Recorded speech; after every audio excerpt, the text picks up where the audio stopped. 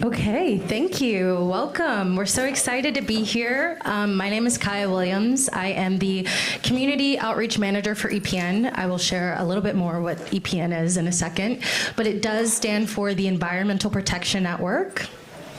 And Community Outreach Manager just means I have the pleasure of working with Nora and our other outreach associates and volunteers to complement their work and provide pro bono technical assistance to people all over the U.S. Yeah, so we are all over the U.S. My name is Nora Ripley-Grant, and I am the Community Outreach Associate for Region 3, so the Mid-Atlantic, so I'm right at home here. And we're so excited to be here and talk to you a little bit more about federal funding and how to navigate the wild maze that it is. Oh, and also as a special shout out, we have our two heroes over here, Elizabeth and Allison. So SRF, state revolving funds, are not something that EPN usually presents on or works with a lot of, but we've learned so much from them and all of their presentation assistance and heroic resource sending that they've been doing. So they're here also to answer your questions and provide additional information and make sure that we don't screw anything up revolving SRFs.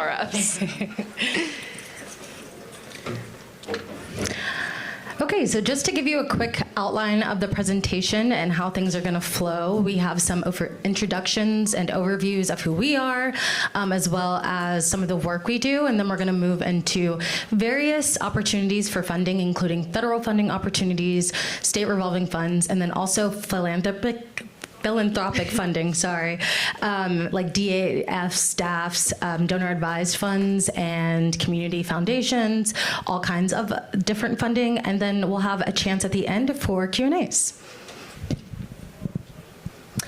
Okay, so before we begin, we're going to just do a quick poll to kind of assess the room. It's just going to ask about, before we get started, how much do you know about these various opportunities, which ones you're most interested in, and yeah, it'll just give us a better idea of some of the resources we need to create. Feedback is probably our best friend. We create all of our resources based on community and partner interest. So figuring out how to best serve all of you and your partners in your network. Yeah, so all you have to do is scan the QR code, and we'll give you maybe 3 minutes to make sure that those questions are answered. Let us know if you have any problems accessing it as well. Do you have the answers? That's what I was going to see if I can see the... This is our first time using Slido, so bear with us if there are any issues involved. Is it working? Yeah, it looks like it tells us how many. There should be. I'll flip the next one. Yeah. Okay, once everyone answers this one, we have a lot of tech support, so we can flip to the next one. Okay, so the next one is going to be asking about clean water SRFs specifically, not to confuse it with drinking water SRFs. Thank you, Allison and Elizabeth.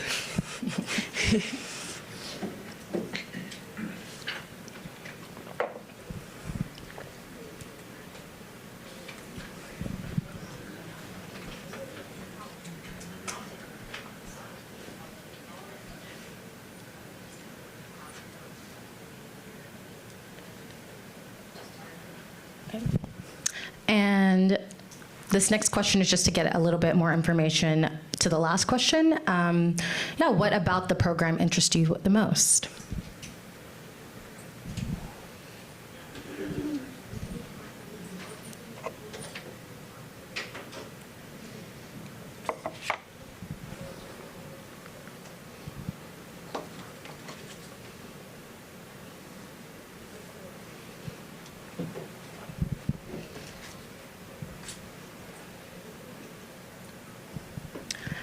Okay, now we're moving on to the other types of funding opportunities. Don't worry if you are I'm new, not the most confident. I think Nora and I were also very new coming into the space, and yeah, you'll learn a lot and pick up a lot of information. And if you need help, EPN's here to help navigate.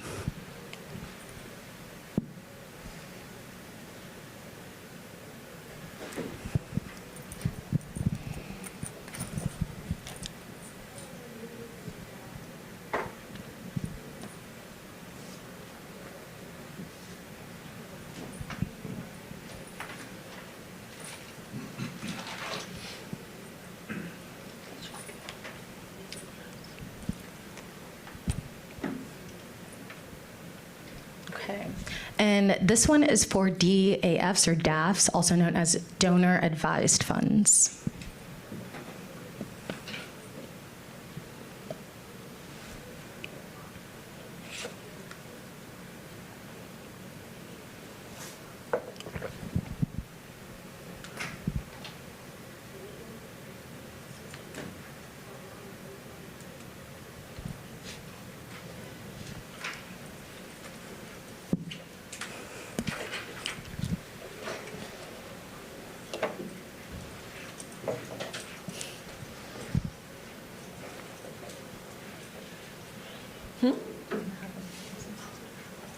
Yeah.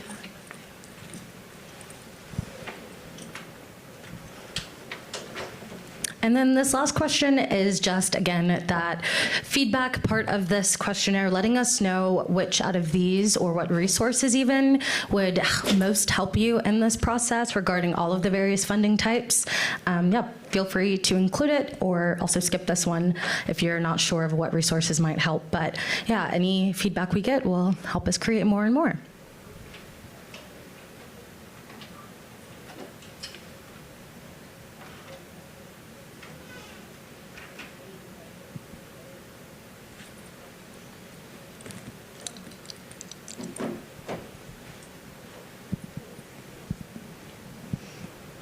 Okay, and we're going to leave this one open for a second as folks are thinking, so feel free to keep adding your thoughts. But while we wait, I thought it might be helpful for everyone to go around the room really quickly and just state your name and who you're with. That way we can all kind of get familiar with everyone's backgrounds and experience and where you might be coming from. We can start over here at this table, if that's okay. Hi, I'm Chloe and I'm with DT. I'm Yaneth Andrade and I'm with Pueblo Unido. Hi everyone, Jason Brooks. I'm with Global Communities International. Hi everyone, John Etkin with Project Wet Foundation, also an international NGO focused on water education. On the next, Ollie Ingersoll, I'm with EPA. Josh Klein with EPA as well. Hi, I'm Colette Willard. I'm with DP. I'm Heather Baker with Clean International. Grace Harrison, UCLA Lipscomb Center. Victor Sarmiento with Jacobs Engineering. Sarah Bramlett, Water for People. Glenn Barnes with Water Finance Assistance. Mark Johnson with RCAP Solutions for Northeast and Caribbean RCAP. James Rees from Technical Water. Christy Meyer, Water Equals Life Coalition. We exist to make sure everybody has affordable water. Denise Vaughn with Ferguson. Trudy Bick from Water Environment Federation. Allison Souders, Clean Water State Revolving Fund at EPA. Elizabeth Schlaub, Clean Water State Revolving Fund.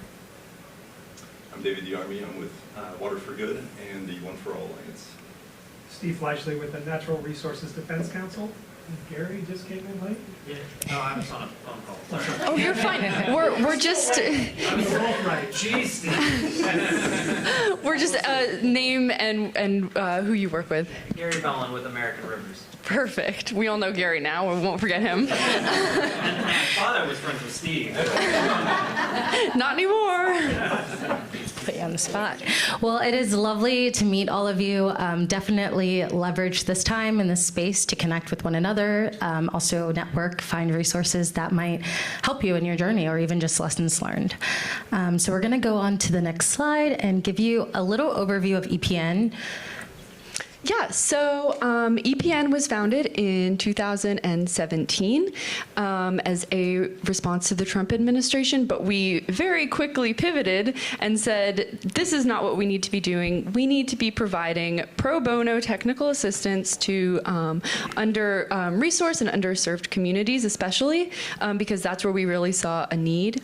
So we have harnessed the power of our amazing volunteer base. We have over 600 volunteers who are former EPA staffers and administrators who provide their time to help communities who come to us with technical assistance requests. And unlike a lot of you guys, we don't just work in the water sector. Our work spans kind of all over the map. If any community comes to us with a question or a request, we try our best to assist them in any necessary capacity. So we have started doing grant assistance, grant review, policy review. We make policy comments with our policy team. And we've just basically started doing, we say yes to everything, which is not always the best thing, but it's what we feel makes the best, most difference. So Kaya, if you have anything to add too. Yeah, I will just say that it is yes to everything, and if it is a no, it's a no but. Luckily, working with so many great volunteers and amazing partners and community leaders, we do have quite a large network and a database that stores all of their information secretly, privately. We don't share it with anyone.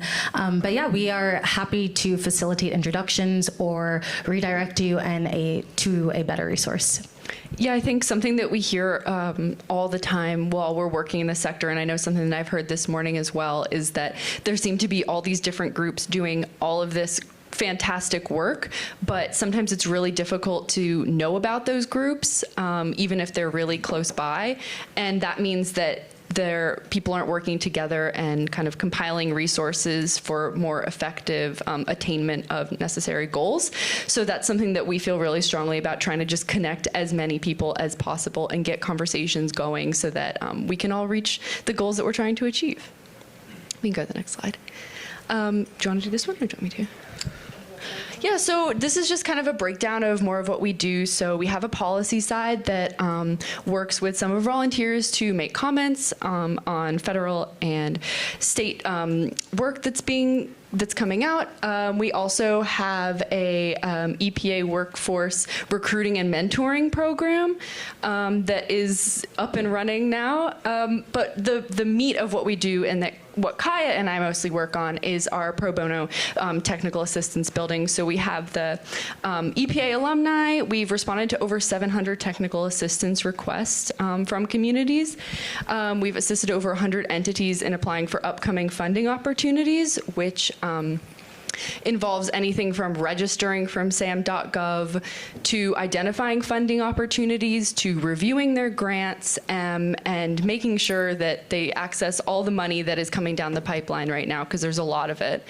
Additionally, we have helped communities access over $7.5 million in federal funds, which we're really proud of. Yeah, I will also mention that we anticipate this number to grow just to some recent announcements from some of our partners that they have been selected for new awards. And also we're waiting to hear back on some other folks we helped applied. So yeah, we are excited to say that we hope that number will increase very soon. So this is a map, since I'm just in Region 3 and Kaya's the manager, and we know that everyone here works all over the country. So to get an idea of where all of our different associates are throughout the country, we have associates for the various EPA regions of the US. And this is just helpful if you want to know who your contact is. You can also visit our website, and if you put in a request for assistance or communication, it will automatically direct you to the associate in your region based on where you say you're located. I also just want to highlight that we do have a grant specialist that recently joined our team, which has been a huge help. And we also have a tribal liaison who can really dig in and assist on those tribal requests. So this next slide is just a quick overview of the US EPA's Inflation Reduction Act. Also called IRA or IRA, if you have heard that being thrown around as well. So this is a huge, huge investment historically in climate action, air quality, and environmental justice. And it is expected to reduce US greenhouse gas emissions by 40% by 2030, excuse me. And overall, it's a huge moment of racial reckoning, and it's a major moment that we should all leverage and really just look more into and see if there's anything a part of this that could help all of you. And I just put at the bottom some information about some of the numbers if you are curious about more specifics, and you can also visit the US EPA website for a full overview of IRA. And also just to highlight too, because there's many programs with this funding since it is such a large amount, but some of the two we have been working very closely on and have received hundreds of requests on are the climate pollution reduction grants and the community change grants. Yeah, they're rolling out very fast, and I believe, I can't remember the number for CPRG, but for CCG, the community change grants, we have a little over 200 requests for assistance right now, which to us was a major, like, okay, this is a big moment, a big opportunity. How can we best prepare ourselves and create resources for folks to apply and really make this money a little bit more navigable and easier to access? So you might be wondering, okay, you guys are talking about all these great resources, they're free. Well, how can we access them? How can we utilize EPN? And how can you basically serve me and increase my capacity? So for federal funding, we have quite a few resources that we've broken down into like tiers. Starting on the federal funding updates side, just because that is a lot broader, we have a federal funding update guides that goes out bi-monthly-ish. I say ish because if there's more opportunities, more resources that need to be shared, we will send it out a little bit more frequently or a little bit lesser if there's less available. So we send this out to thousands of folks in our network. It's also shared by those folks to their friends and everyone else. So it's a great resource. We don't care if you like copy everything, completely plagiarize it and put your name on it. We're more so concerned that people get access to it and see it. So yeah, feel free to steal the language, the resources, and it's overall a good resource if you just want to be in the know about what opportunities are becoming available and what resources there are for them. And then on the SAM.gov registration, that is a little bit broader. So we have office hours. Right now, our biggest office hours have been the SAM.gov ones. This is to obtain that UEID number, which is required for applying for federal funding, also known as the unique entity identifier number. Yes, sorry, I'm still in DUNS. But yeah, so they have changed this process quite a bit. So if you have not checked your registration in a year or a few months, maybe just click onto the website and make sure that your registration is still active if you're interested in applying for federal funding. And if you need help or want more information, we do have a recorded walkthrough, but we do have these office hours, and we also host other office hours for various opportunities. And then as a step down from that, a little bit more hands-on, we do have application resources and events and webinars specific to different opportunities. This can look like our 6-step application process for the Community Change Grants Track 1 and 2, although we do have other federal funding opportunity and track list and guides up there, just using community change grants as a reference.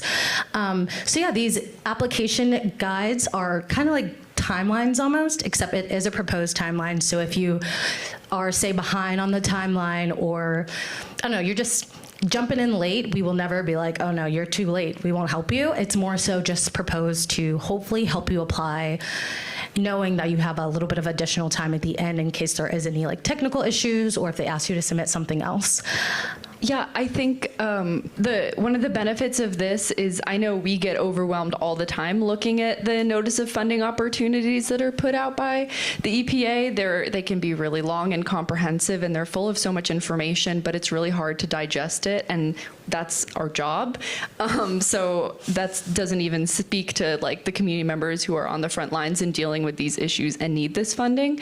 So the point of our application resources is to make it a lot more digestible, and kind of break it down more visually so that we hope to make it more accessible for the communities who need it most.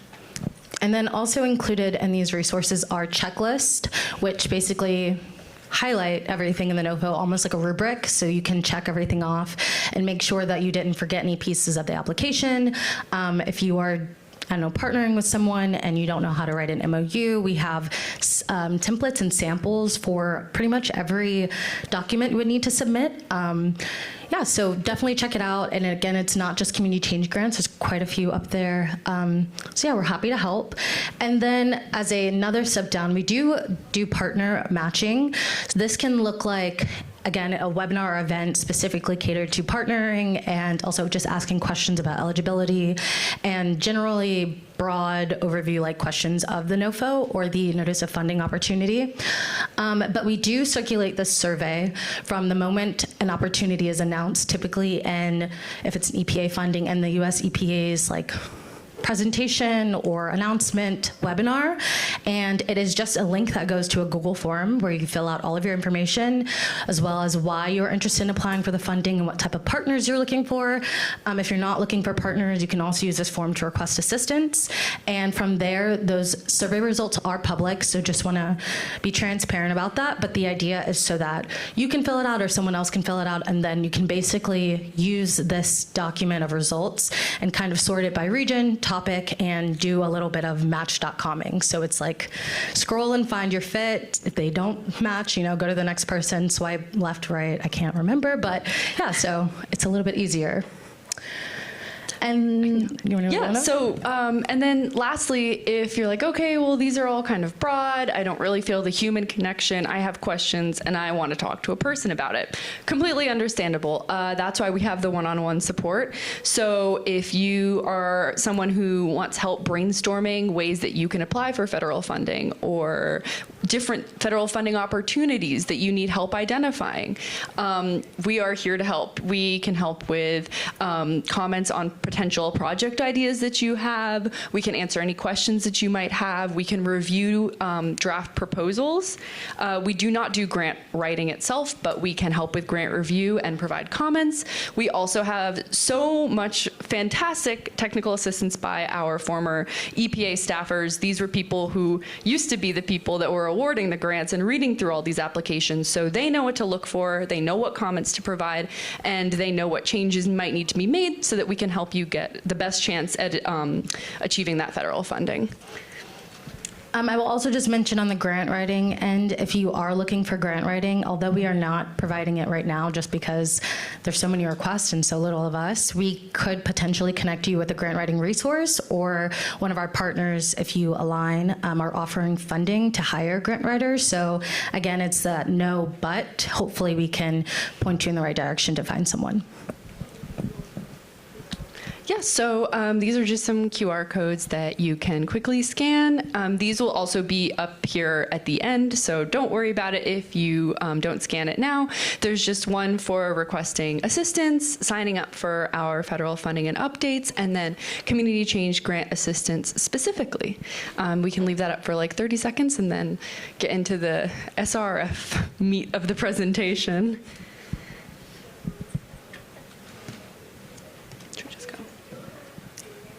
Go ahead. We can just go ahead. So, state revolving funds. And again, we are not the complete experts on these, so please bear with us as I try to make the information as easily digestible for you guys as possible. So, state revolving funds are really powerful partnerships between the EPA and states. So, there's a lot of flexibility with funding of various projects that address the various highest priority needs of water in different states. So these programs are state administered, and there is a lot of flexibility state to state. We make sure to provide some resources within here that help you identify the navigating the specificities of SRFs in your state, because there can be a lot of differences. They might vary. So there are two types of state revolving funds. There's the Clean Water State Revolving Fund, which is a federal and state program that provides funding and financing to wastewater and stormwater system for a wide range of different infrastructure projects. And then there's the Drinking Water State Revolving Fund, which is, again, a federal and state funded program that provides funding and financing to public water systems for drinking water infrastructure projects and activities. So the purpose of these state revolving funds, or SRFs, is to provide this government assistance that's intended to reduce the cost of critical public health and environmental infrastructure. So, SRFs, how do they work? So Congress will appropriate funding to the EPA for these SRF programs. And from there, EPA awards capitalization grants to each state. For most appropriations, there's a 20% match from the state to the grants. And from there, the state provides these below market rate loans and other authorized assistance to eligible recipients for water infrastructure projects. These loans are typically 20 to 40 years long. And the states will disperse these SRF funds to eligible recipients for the construction costs that will be incurred for these projects. The recipients will pay the loans back into the state revolving fund, and then these funds are continuously recycled to make additional loans, and hence the name state revolving funds, because these funds are continuously revolving throughout different infrastructure projects as they're paid off. So who has roles in these projects? So the EPA's role here is to send the money that's appropriated by Congress to each state's SRF programs, which is called a capitalization grant. And the EPA provides the grant terms, conditions, and the program oversight. Getting a little bit deeper, so the states designed their SRF programs to reflect the individual needs of each state's infrastructure projects relative to water. So they accept applications, they're the ones that are scoring and ranking projects, and they're the ones that selects the projects for funding.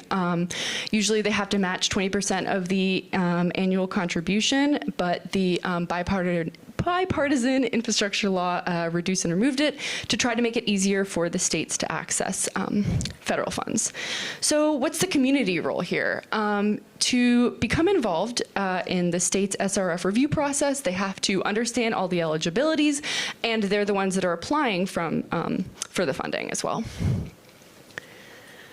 So who's eligible? So this is for the clean water SRF. For eligibility, you can be a municipality, an intermunicipal, interstate, or state agency, a nonprofit entity, a private or for-profit entity, a watershed group, a community group, homeowners association, or individuals. And it's important to note here that for all of the entities with stars next to them, some states do not fund these. Again, this is some of the difficulty in navigating SRF funding, is that it is a lot of state-by-state basis, so that's why it's really important to identify the specific requirements for the state that you are applying for funding in. So what type of projects can be funded by the CW SRF? There's construction of publicly owned treatment works, non-point source projects, national estuary program projects, decentralized wastewater treatment systems, stormwater treatment, and water conservation and efficiency projects as well. So if these are anything that speak to you, that is a type of project that can be funded by the Clean Water SRF. And then additionally, some more, because more is always better when it comes to opportunities for federal funding. There are watershed pilot projects, energy efficiency projects, water reuse projects, security measures, and planning and technical assistance as well. So, okay, maybe you didn't qualify as eligible for the Clean Water SRF. Maybe you are eligible for the Drinking Water SRF. You have to be a public or private community water system, and the system has to serve at least 15 connections used by year-round residents, or regularly serves at least 25 year-round residents, or a nonprofit community water system, so school, publicly owned campground, park, church. Again, please note, some states do not fund the starred projects. And the projects that can be funded by the DWSRF include treatment, transmission and distribution, source, storage, consolidation, the creation of new systems, planning and design for all above projects, and technical assistance, yet again. So what size loan can be issued under the SRF?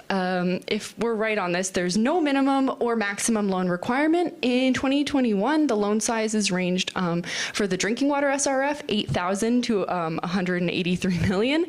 And for the clean water, it was 2,400 or 285 million. So really, really wide range of funds can be appropriated from these federal opportunities.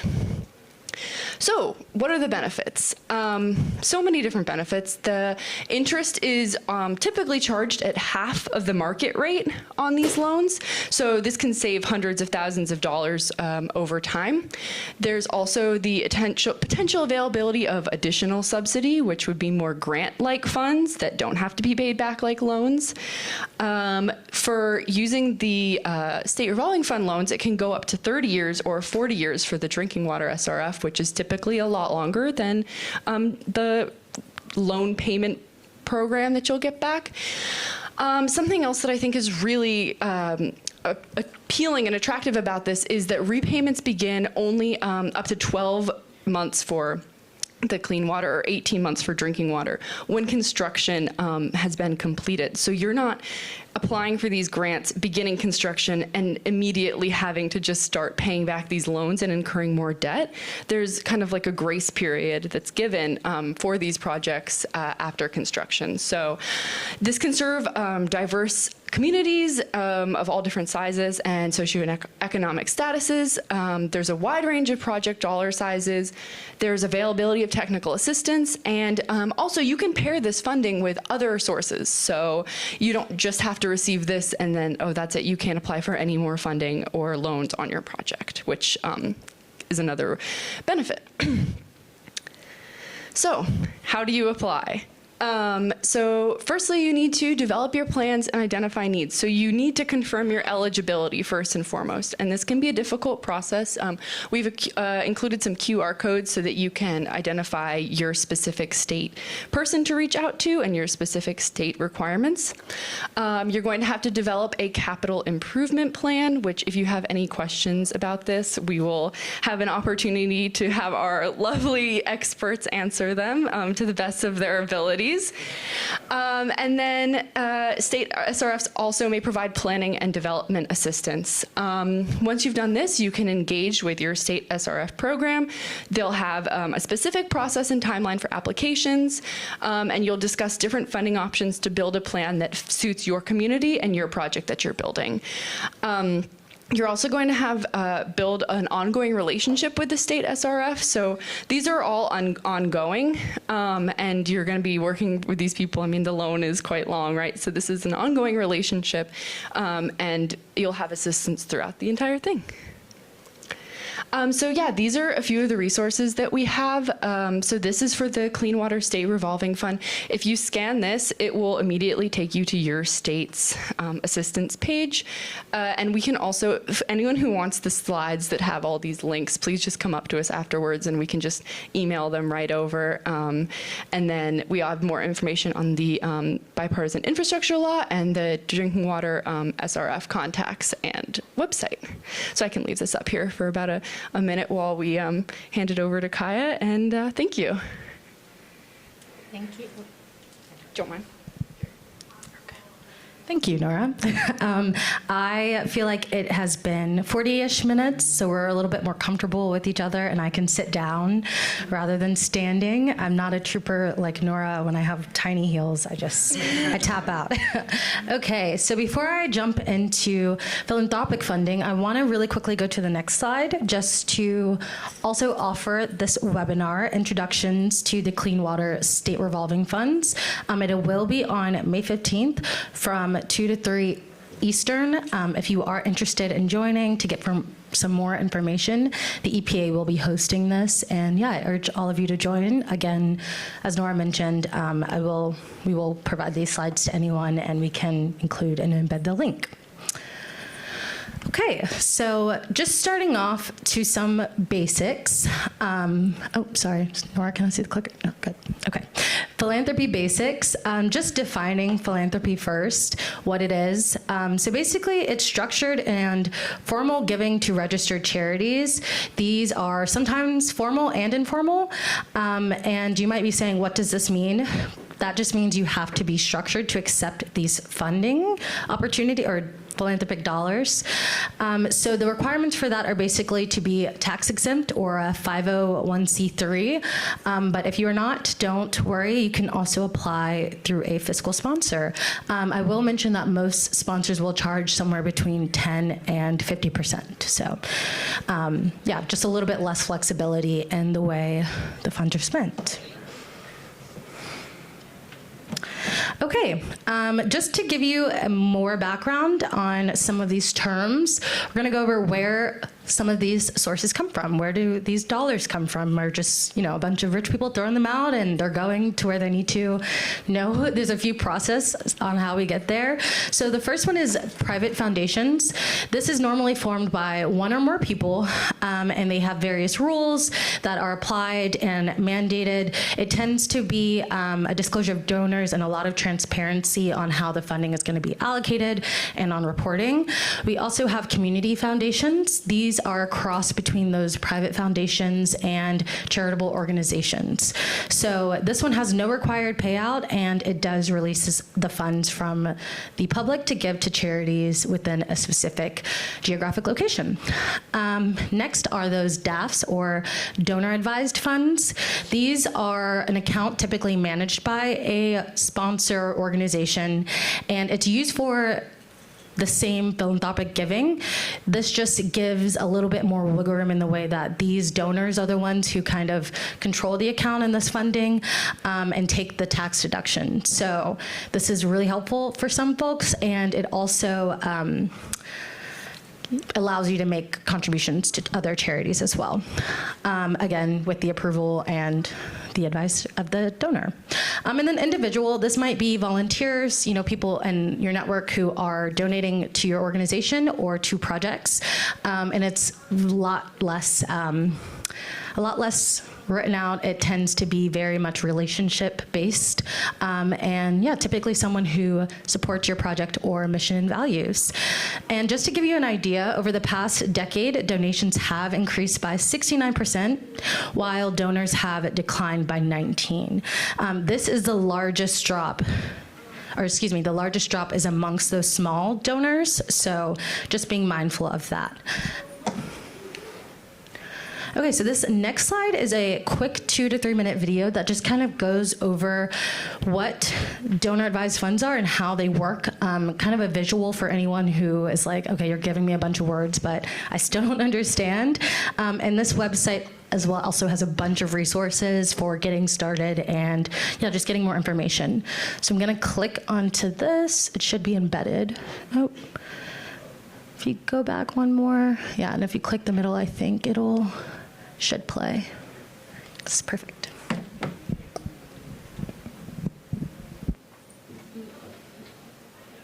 And so do many other causes around the world. We hear a lot of stories about wealthy people giving huge donations to charity. These stories make us think that there is a bountiful river of money flowing from millionaire donors to nonprofit organizations. But not all of that flow is actually getting where it's supposed to. Many wealthy donors have found ways to divert charitable giving, so it serves them far more than the causes we thought they were helping. They get big tax deductions while keeping control over the money. Here's how it works. If you have a few $1 million to set up what's called a private foundation, you can donate money to your foundation in the name of the environment, education, world peace, you name it. You get an immediate tax deduction because it's technically a charitable donation. But what's really going on is the money is channeled away from charities. Because the law says you only need to give out 5% of your foundation's assets to charity each year. The rest of the money can just sit there, piling up. And there's another way to divert donations: donor-advised funds, or DAFs. If you donate money to a DAF, you get a tax deduction for that right away. Then the money sits there, earning fees for investment managers until you recommend grants from it to whatever charities you want. But the law says you don't ever have to make grants from your DAF to charity. And while many DAF donors are generous, others pay out just tiny amounts, or nothing. DAFs are getting bigger and bigger from the money coming in, but charities see very little of it. Let's put it this way. We're all paying to give huge charitable tax deductions to the super rich in exchange for the promise that they'll help fund a better world. But right now, more than a third of the money that wealthy people donate to charity is being diverted to foundations or DAFs. Over the years, that's added up to hundreds of billions of dollars. More is diverted every day, and it could keep going until the river of donations runs dry. We have the power to change the rules, to get money flowing back to our common good, where it belongs. Find out more and find out how to help from the Charity Reform Initiative on inequality.org. All right, hopefully that helped. Again, EPN is all about meeting you where you're at. So if this still seems very confusing, don't worry, you can ask questions at the end or reach out for a more one-on-one overview. Okay, so now you might be asking, how do I access these philanthropic dollars? Where do we go from here? So the quick answers to that are connections and visibility. You really want to be seen. We find that finding donors from 0 to 5, so maybe connecting with 0 to 5 of them and getting them to funding you, versus 5 to 10 is a lot easier. So do not make yourself feel bad if you're finding that you are having a hard time getting that first donor.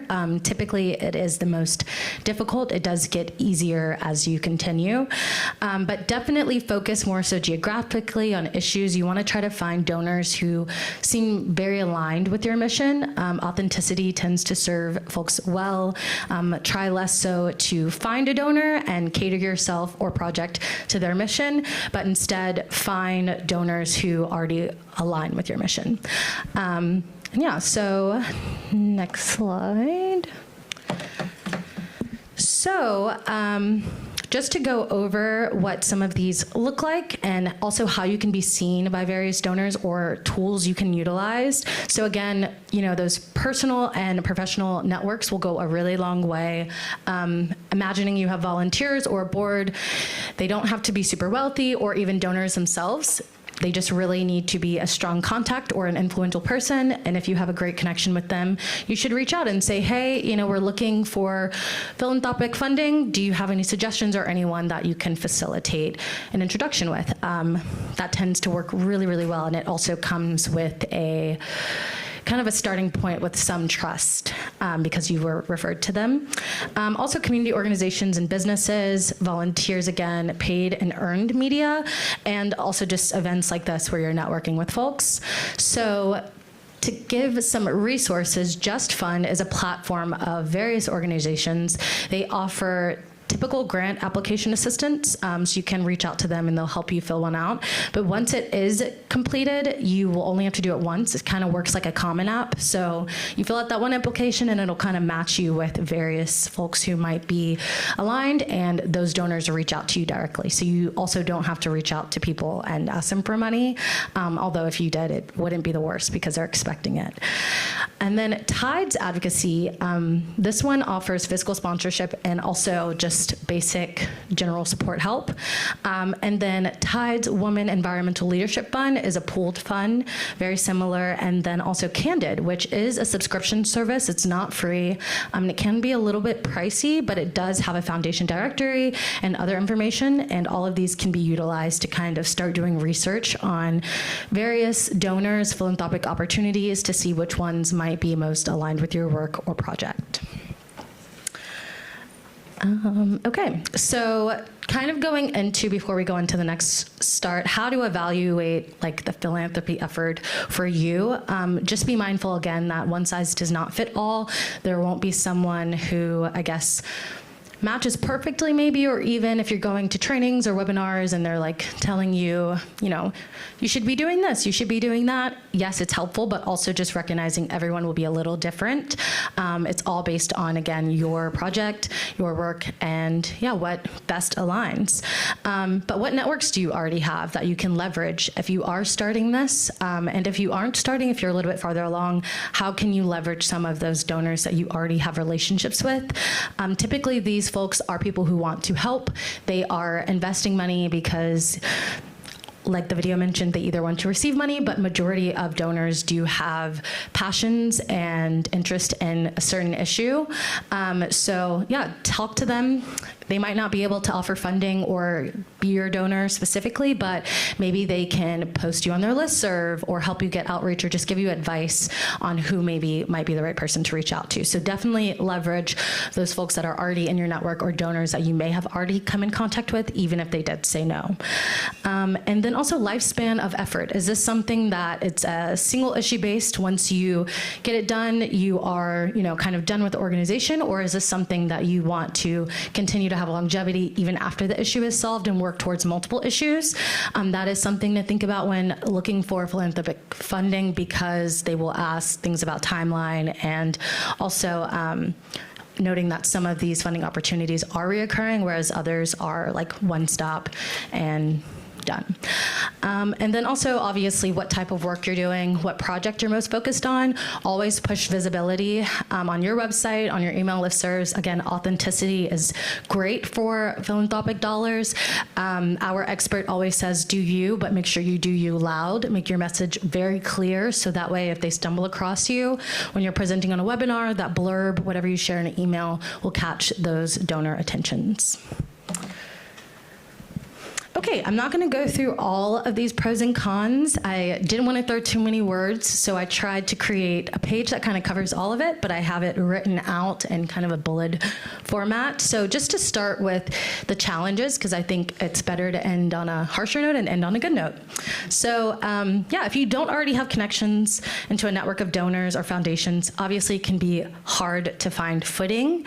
It's a needle in a haystack a lot of the times, but you can navigate this by understanding what funders are willing to fund versus what your needs are that need to be funded. So for instance, if you just need general operating support, still share your message and your overall mission and values, but be very clear that this is a funding opportunity to assist with capacity building on a general support side. That tends to be very okay. Most folks know that if you want to carry out a project, you have to have some back end support and funding in order to hire or help aid the work you're doing. And also, be very program driven, but if you aren't comfortable with asking for money, it's unfortunate, but it does get easier with time. I always say, they're expecting you to ask, so don't feel shy about it. And also don't get discouraged if people say no. It's not uncommon for someone to say no if they don't feel aligned, but it doesn't mean that you won't ever get a yes. And then, so on some of the benefit sides, there is a bunch of money out there that is just kind of sitting. At the end of 2023, foundations had just about $1.48 trillion that were ready to be used and allocated, but have not fully been accessed yet. So charities are trusted institutions in an era where trust is hard to come by. So if you are not someone who feels aligned with working with maybe federal or state funding, this might be a better opportunity for you to work with someone who you really have a relationship or have a background of and feel more comfortable navigating that support. And then also, this can support critically your important work and allows you to deliver results that you might not be able to without their funding. Obviously, the funding is there to increase your capacity and resources, so it's really helpful, and it gives you a lot of that visibility and outreach, kind of just working with these donors, because a lot of them will post on their website, your organization, or highlight some of their grantees. I'll go to next.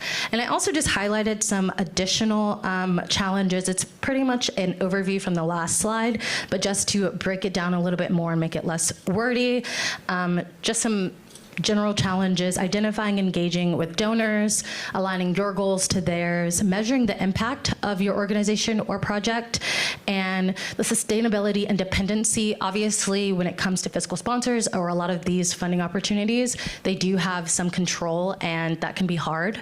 So being mindful of how much control or how much you have autonomy over the specific project or funding. And then also just regulatory compliance. Navigating the legal side of this can be a little bit difficult sometimes, but again, when it comes to philanthropic funds, that donor is supposed to help and kind of increase your aid and clarity around this. Okay. And then again, this is just the benefits, very much a repeat of what I just went over before the last slide. But again, all of these come with seeking philanthropic dollars. So yeah, if you seem aligned with any of these, or if any of these seem appealing in the way that you will have a little bit more of that social improvement, community engagement, and be able to move through a more relationship building, I think that, philanthropy could be for you. So maybe look a little bit more into it. If anyone is interested in philanthropy or just curious to hear more, we do have a resource page that details how to start, where to begin, and some free resources, including Candid, which is not free, that you can leverage and utilize to assist you on this journey. Okay, so we are gonna do a Q&A. So I just wanna pause very quickly. But before we do the Q&A, Nora and I thought it might be helpful to do a quick workshop to kind of get everyone's thoughts maybe organized. We throw a lot at you, so maybe give you a second to just kind of write everything down and also think more deeply about some of the questions you have. So I'm gonna go to the next slide because, yep, they're in the wrong order. So this is a workshop activity that you will do with the folks at your table, so no need to move around unless you're at a table by yourself. But basically thinking, after hearing about all of these various opportunities, do you have any experience with them? Do you have any lessons learned that might be helpful to share with the group?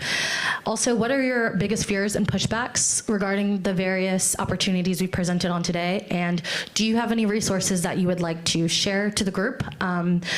And suggest they tap into. And Nora and I are going to collect these and kind of mind map them all as either a questionnaire or tools, resources, if folks are sharing, that all of you can utilize. So yeah, hopefully this is really helpful and also increases the ability with all of you to connect with a lot of coffee, connect with each other.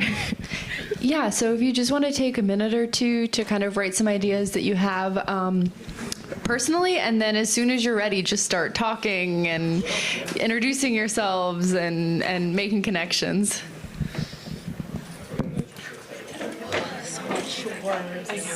So many words.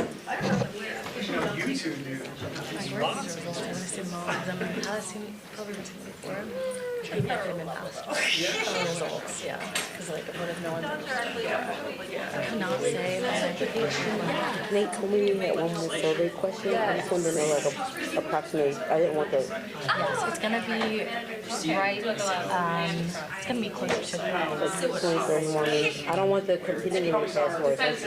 Yes. Okay. Yeah. Maybe 15 max, because we can show the QR codes and then do that, and then do Q&As with the final slide. Yeah. Do you want me to keep pressing it? Oh no, I have it. I'll just keep going on it, but I'm just trying to make sure. Would it be possible for us to see the results? Yeah, he also said you wanted to see results. That was perfect. So I'll just let you guys have that for a minute and I'll come back. Thank you so much. Okay, so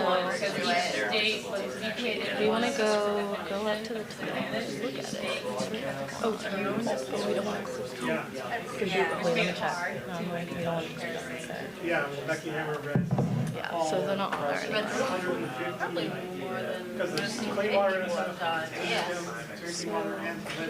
She read all of them. Wow.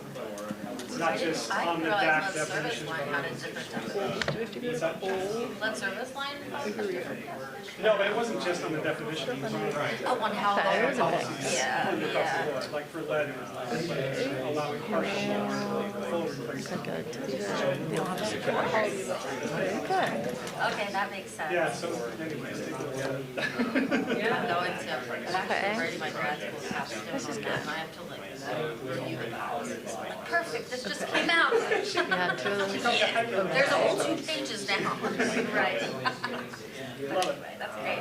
We have that, but that's a different, I didn't include it because Kathy was like, this might not be the most helpful, the managing funding resources. Where here? Yeah, but we That's can, not totally. yeah. That's just the process. Yeah, but the first half of it is right there. But we can also just translate that. Better main challenges communities are facing. Oh, okay, good. That's what we're seeing right now.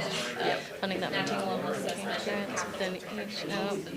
We don't know that. Dollar value is really more for individual states, like they, has maybe some meaning to them in a way, but probably the most useful part of the survey is the technical data. Okay, everyone just wants to There already you have. So I think definitely for the rest of it, we'll just have some talk, which is fine.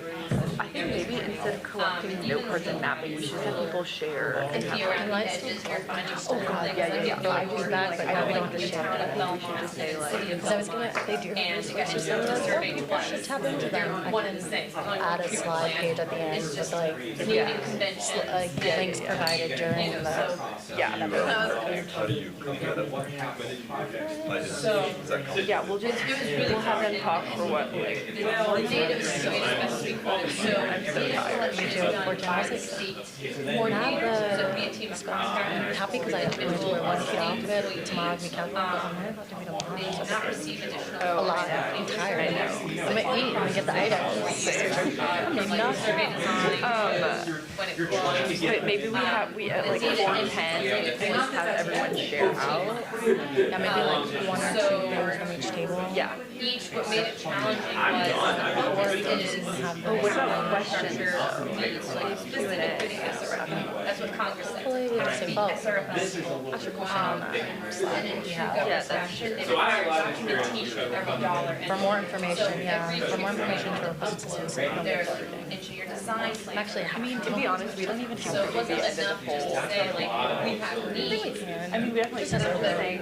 Yeah, because If like more people want to ask questions or talk with people, then like. For states to I turn might this just into flash like like a technical data. not even 60 seconds and then go to the It Q&A. forced Because I can them type on like a big dollar. as long as I scan it and get it. Yeah, that's fine.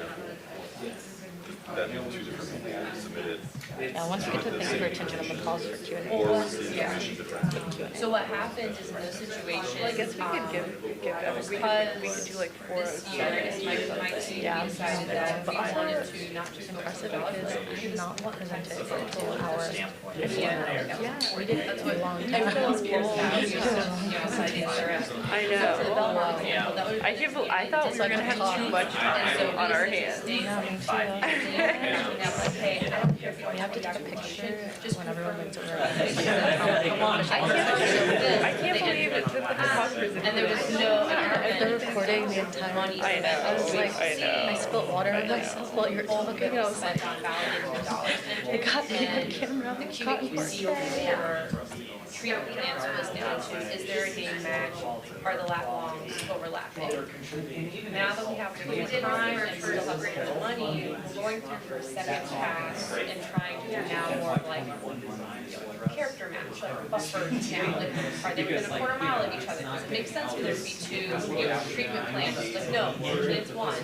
And that's gonna be in service of this national level water, publicly owned treatment works model we're trying to develop, which is to predict service areas of every single treatment, publicly owned treatment plant in the US.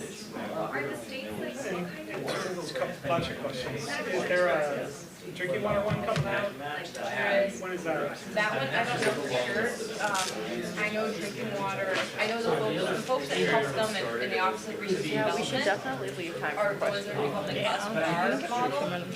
Listen to see it die down, but they seem really interesting. I know. There's been a lot of chatter about it, they've been presenting on it. We could just do 407 and then 407 to 415 I we share can out. give you the name of the, And then at 415 we say like, let's have like a large Q&A.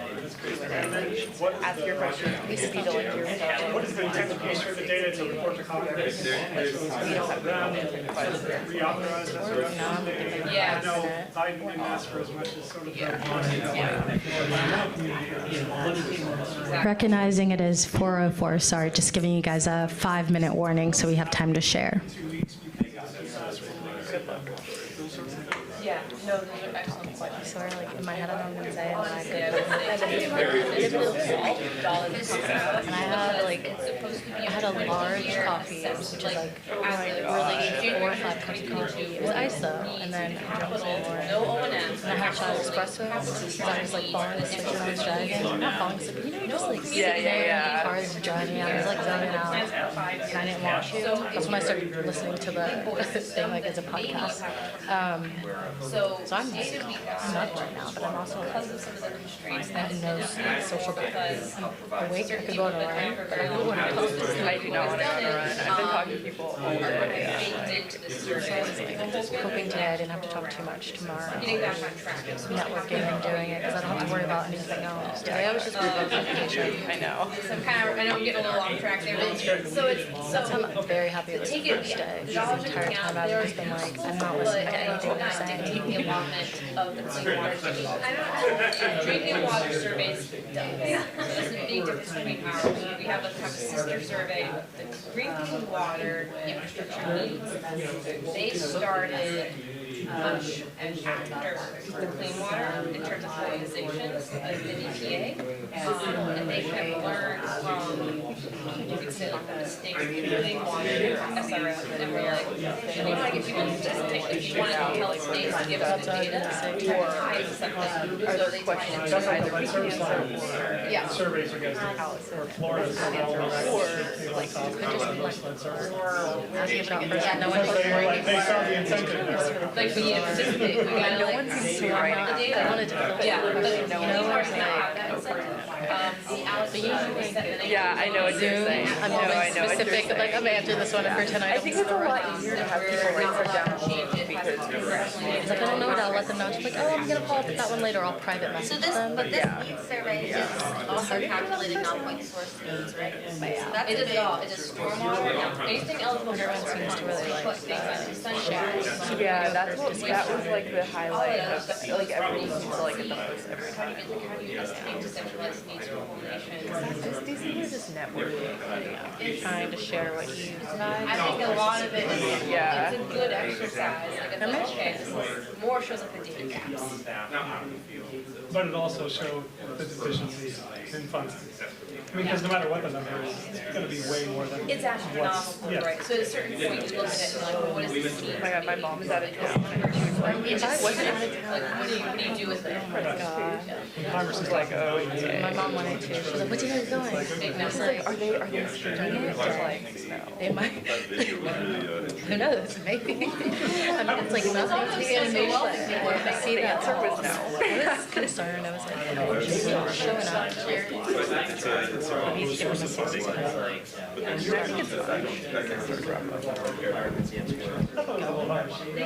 get like the whole Philadelphia dollar on that one.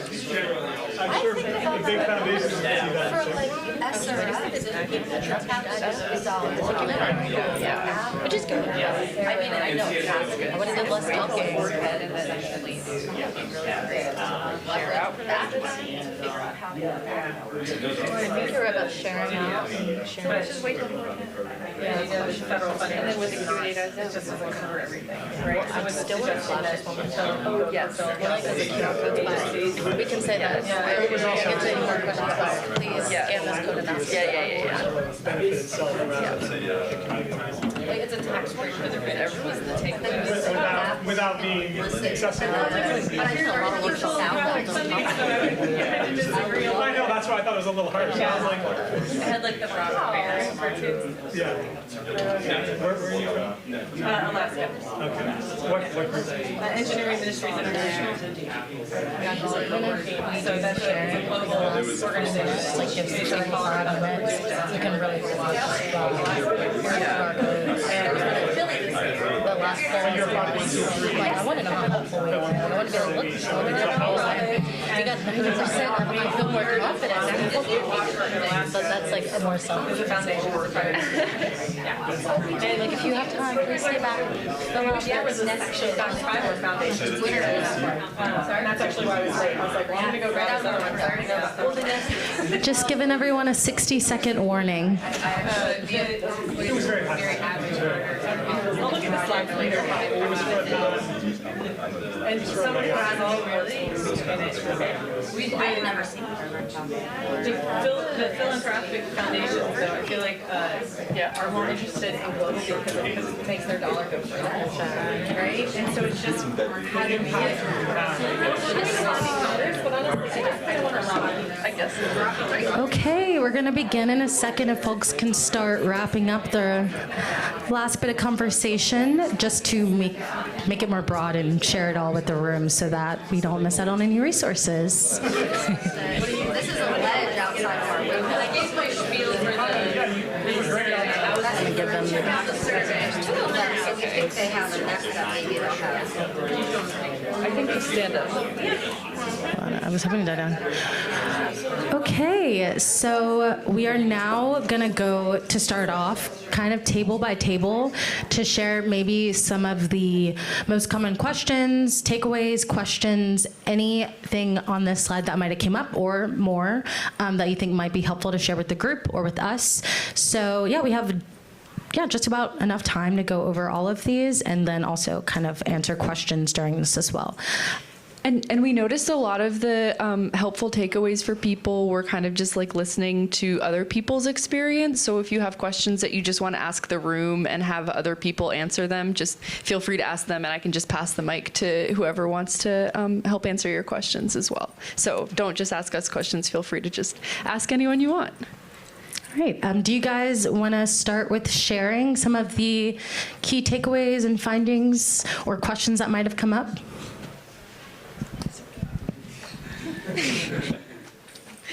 You're on the spot. You mentioned a challenge. Why don't you share it? Well, one of the challenges that, at least in the organization that I work for, Pueblo Unido, which is very local, is that we actually don't tap into federal funding because of the community that we serve. So a lot of that funding is tied down to reporting from information that is not either very sensitive to the community we serve, and therefore that kind of like we need to like move away from those funding opportunities. But at the same time, in terms of internal capacity, is also finding the right people and the right organizations. And I know that your presentation was very helpful as to the technical assistance to be able to navigate those applications in a manner that makes sense for the capacity of the organization. So those are some of the challenges that we've been finding. But also, I think we're also finding a little bit more of those connections as to with US EPA in terms of the work that we do, getting to those people that do work in the grants department that have provided a lot of insight as to how we could start tapping into that funding, but still in partnership with a lot of other organizations that have more capacity or more experience that is necessary for us to even like consider that and start investing in that work. That is also just a really great point. It has come up recently as we've been helping folks apply for funding for the EPA and the DOE. Just being mindful of private or vulnerable information that folks may not want shared. For instance, you have a project and you might be suing an agency, or for instance, you're re-granting to someone who does not have U.S. citizenship. So yeah, we have not got any answers just yet to those, but we are in conversation trying to understand how much is being reported and ways to protect certain vulnerabilities. We're coming to you guys next. So part of our discussion was about how some smaller and under-resourced communities certainly have project needs, but they may not be in a position yet to take the project on. They may not I sort of raised the example of a community that asked us to come in to help with a funding application, but they didn't have a budget. They didn't have financial statements, so we help with that. Then we look at their financial health. It's not very good, so then we do a rate study. Then we're doing an asset management plan. All of a sudden, it's 5 years, and we haven't done the funding application. and that's not a bad thing. I see Margaret nodding. Yeah, you know what I'm talking about, right? That's not a bad thing because that community is getting more information that it needs to operate itself better. But I think with the bipartisan infrastructure law and the clock ticking on wanting to get that money out, some of these communities that we know they need the money are just not quite in a position to get it. And then if they do get it, as Mark brought up, it's managing that project over time, doing the reporting requirements and having that capacity as well. So I think those are some of the challenges that we talked about. I just wanted to mention one resource. I didn't mention it at the table, but a kind of go-to for me is, as you all mentioned in the presentation, every state and Puerto Rico that operates an SRF on the drinking water side and the clean water side has to operate under a federal framework, but they have a lot of flexibility in terms of the scoring criteria, the application process, the timeline, the priorities, et cetera. The Southwest Environmental Finance Center, and I know Heather Himmelberger's here this week, they have a SRF switchboard that has all of that information for every state pulled together in one location, which is hugely helpful. Now, with the bipartisan law, you now have the lead funding and the emerging contaminants funding. So in reality, you add all of this together, and there's essentially 270 plus independent SRF offerings, all of which have a different application and scoring process, but at least that one is the kind of traditional drinking water, clean water side, and it is my absolute go-to for anything in terms of understanding how that state is going to evaluate the applications. One more time, name of the resource. So, all right, yeah, so if you find the Southwest Environmental Finance Center, and then on their website, you look for, they have something called like switchboards or dashboards, and it's under there. It's like the SRF switchboard is what it's called, or you could probably just Google it. Does anyone else?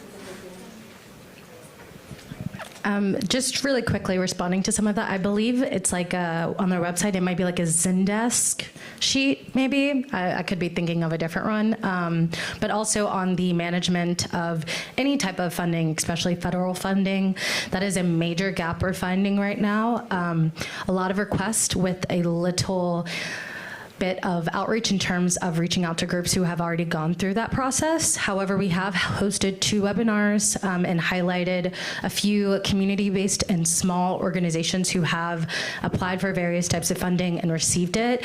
So basically just, highlighting their experience and hope that folks can take some key takeaways and lessons learned. But yeah, if you have any additional resources or tools that might help us produce more managing funding resources, explaining things like audits and reporting, that would be really, really helpful. We're happy to assist in a creation of that. Anyone at this table want to share? We just spoke a bunch about the Clean Water State Revolving Fund.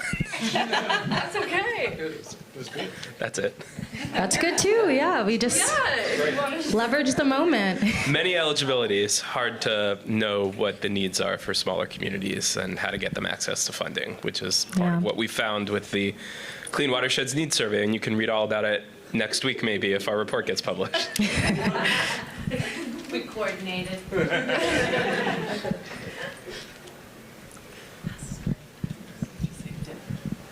Yeah, we just talked about the Clean Water Needs Survey coming out next week and some of the details around that. Not too many details. I will put a plug in really quick. EPA has a ton of technical assistance money associated with Bill, and there's an easy email that you can email, or communities or anyone eligible for the SRFs can email waterta@epa.gov. And we have like a big resource called the Water Finance Clearinghouse. It has other sectors too now, but it has a new name. Oh, crap. Water Finance Clearinghouse. The Environmental Finance Clearinghouse. Ooh. Scout, maybe? Scout. What? That's the technology one? There's Well, a new name for it. It's very organized. Well, that one is like kind of like a crowdsourced list of funding sources. So you could even, if you know of a source that's not on there, like Alabama Water Fund or something, I made that up, but you could add that in, and then and you can filter things by like state or what type of organization. So it's more than just Clean Water SRF. It's Water Finance. It's Water Finance Clearinghouse. I could have sworn it was getting a new. There's probably something else. Maybe it will be that's redundant with that somehow. Nah, I looked it up.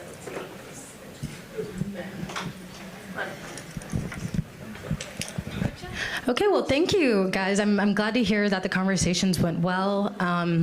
Nora and I were waiting for them to die down, but it seemed like they weren't going to die down anytime soon. So I hope you have also exchanged information and will continue these conversations. We're also going to take some of this information and resources shared, such as the links, and include them in the slides. So if you do request the slideshow, we can make sure that all of this gets sent to you in one place so you don't have to take a bunch of notes. Okay, I'm going to go to the next slide really quickly. So this is, again, just those QR codes we showed earlier. Nora, can you take this to the back for the next one, por favor? Thank you.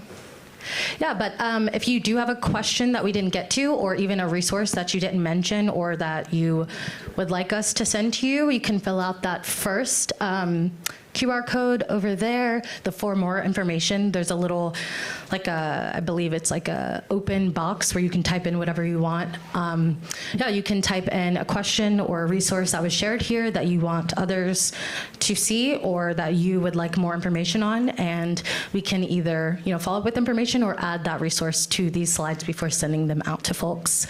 And then also, yeah, just these we already showed. We're going to do one last quick poll.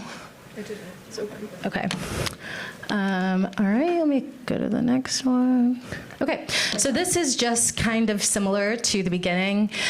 This is more so for EPN, but understanding the various opportunities, very broad overview, just referencing that first question, how confident do you feel now? And no worries, if it's still the same answer, we will not take offense. Yeah, just being mindful. And also, I believe at the end there's an open space, so if you prefer just to leave your emails and put a note that says like slide, I can also just send the slide that way.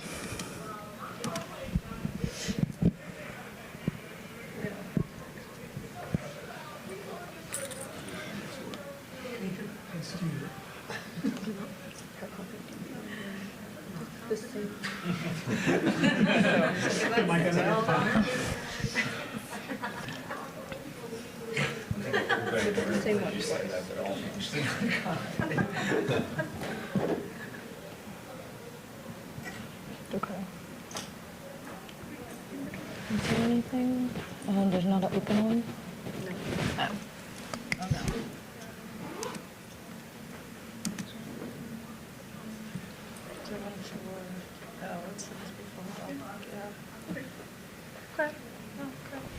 Sorry, I thought there was an open box at the end. There's not. So if you would like us to send you the slideshow, I do have a physical sign-up sheet that you can just add your email to, and I will, send it to you through there. Okay, I'm going to circulate this. Or I'll leave it in one place. I'll put it by the door. Go around this way.